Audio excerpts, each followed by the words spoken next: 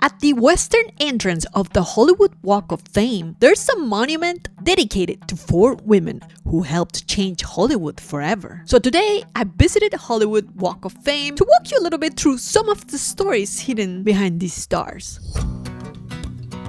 Every time I come to the Walk of Fame, I have these 2 types of reactions when I see stars. Like stars on the floor, I mean. And one of them is like, who is this person? And the second one is like, even this person has a star? So the first star I wanted to visit, it's right here, below the Capitol Records building. And it feels incredibly emotional because it belongs to Selena Quintanilla.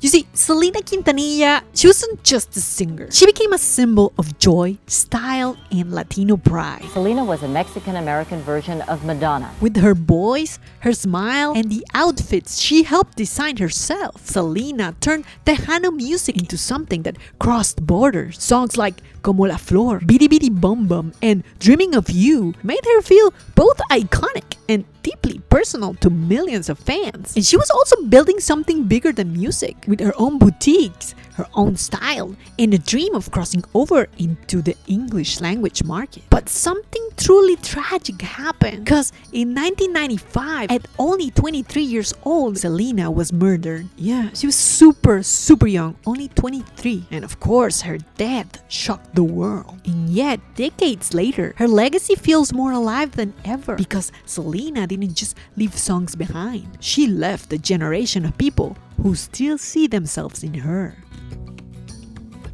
It's a beautiful sunny day in Los Angeles, a little cold, but it's really nice weather.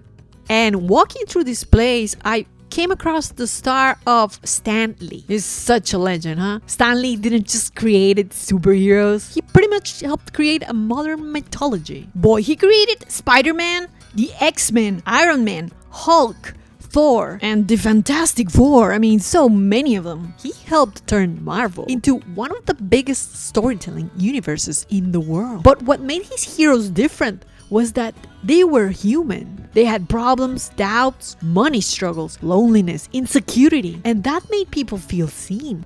Later, through his cameos in the Marvel movies, Stan Lee became almost as recognizable as the characters he helped create. Stan Lee died in Los Angeles in 2018 at 95. He doesn't really have a public grave, but his legacy is everywhere. So now, let's move on. And here's where I found the star of Joan Rivers. And Joan Rivers, well, she didn't just tell jokes. A girl, you're 30 years old, you're not married, you're an old maid. A man, he's 90 years old, he's not married, he's a catch. It's a whole different thing. At a time when comedy was dominated by men, Joan built a career by being louder, sharper, and more fearless than almost anyone else on television. Her humor was fast, brutal, self-deprecating, and girl, completely unapologetic. And then she became a regular on The Tonight Show with Johnny Carson, and later made history as the first woman to ever host a late-night talk show on a major American network. But Joan constantly had to reinvent herself. And somehow, every time people thought her career was over, she came back even stronger. Later, alongside her daughter Melissa, she completely transformed celebrity red carpets into entertainment, helping create the modern culture of fashion commentary and celebrity interviews. Joan Rivers died in 2014 at 81. Now we're at the Oscars Theater.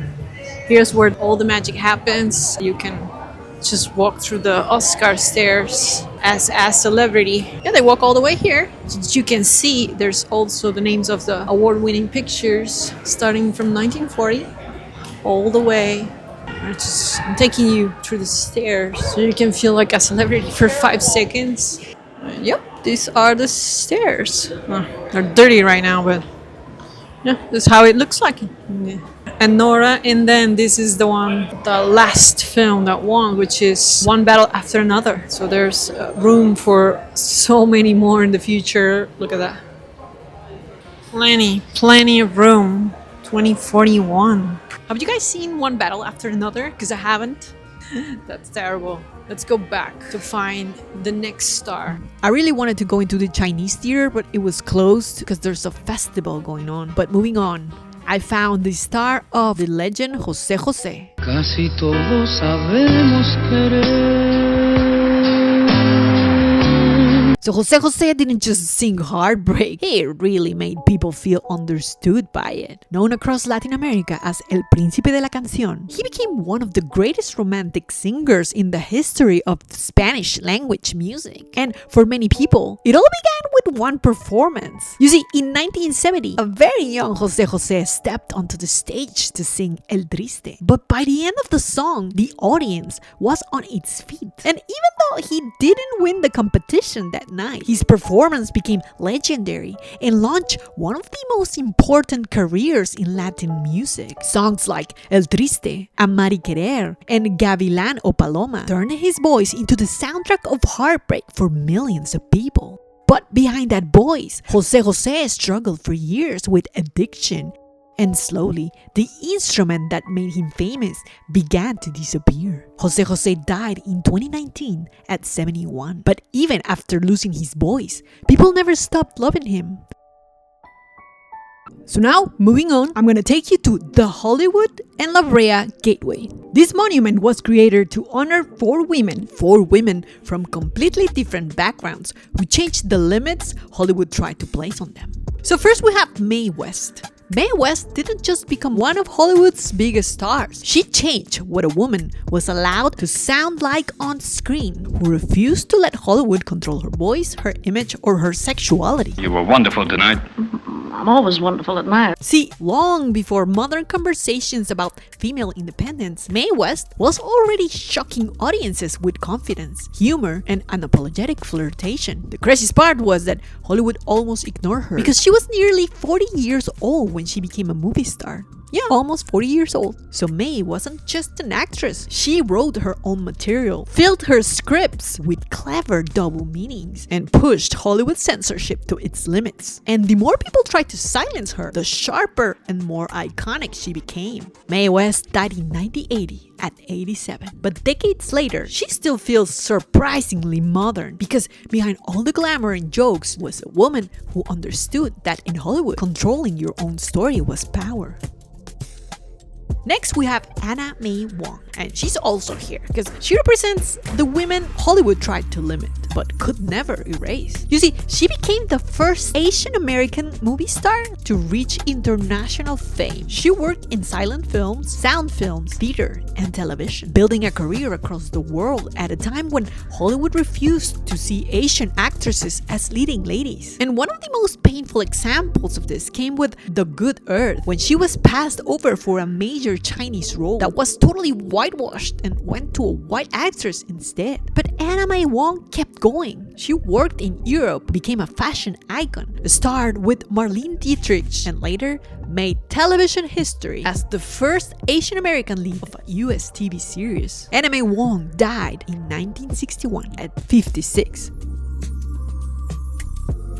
Now we have Dolores del Rio. Dolores del Rio belongs here because she became one of the first Latina actresses to truly conquer Hollywood. At a time when the industry often reduced Latino performers to stereotypes, Dolores carried herself with so much elegance and presence that Hollywood couldn't ignore her. No pudieron ignorarla, eh? You see, during the silent era and the early years of sound films, she became an international star known for her beauty, sophistication, and unforgettable screen presence. But eventually, Dolores grew tired of the limited roles Hollywood offered her, so she returned to Mexico and helped shape what would become the golden age of Mexican cinema, and proved that her talent was much bigger than the image Hollywood tried to place on her. Dolores del Rio died in 1983 at 78.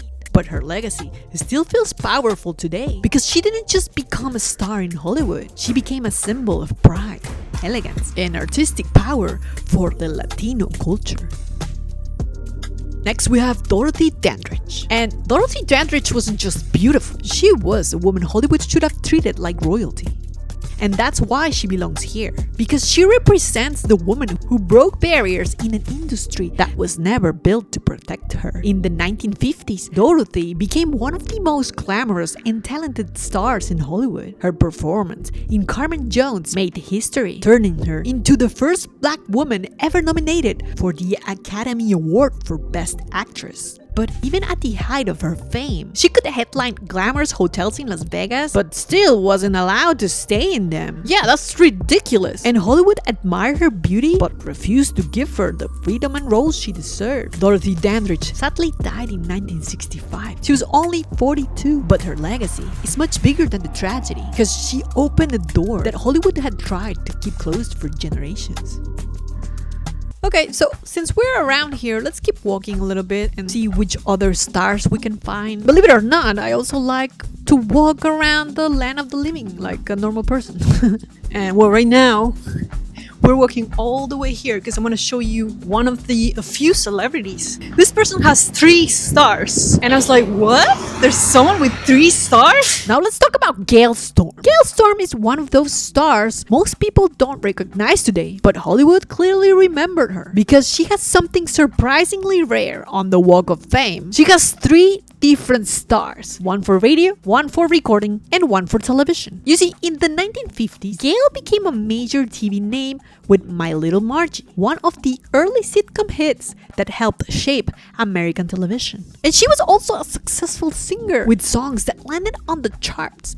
But what makes her story interesting today is how fame changes over time. At one point, she was everywhere. Now, most people walk past her stars without knowing her name or even knowing there's 3 of them. Yeah, that's why I found stories like this super fascinating on the Walk of Fame. Okay, so the next person has 2.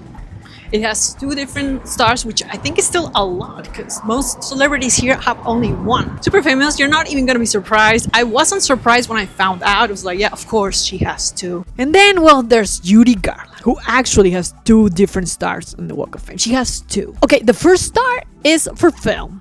And the other one is for recording, because even though most people remember her as Dorothy in The Wizard of Oz, Judy was also one of the greatest singers Hollywood ever produced. And songs like Over the Rainbow, The Man That Got Away, and Get Happy turned her into a music legend far beyond movies. Her voice had this emotional intensity that made people feel like she was living every lyric in real time. And for decades, her concerts became famous for being emotional, chaotic, vulnerable, and unforgettable all at once. Judy Garland wasn't just a movie star. She was one of the last performers who truly felt larger than life.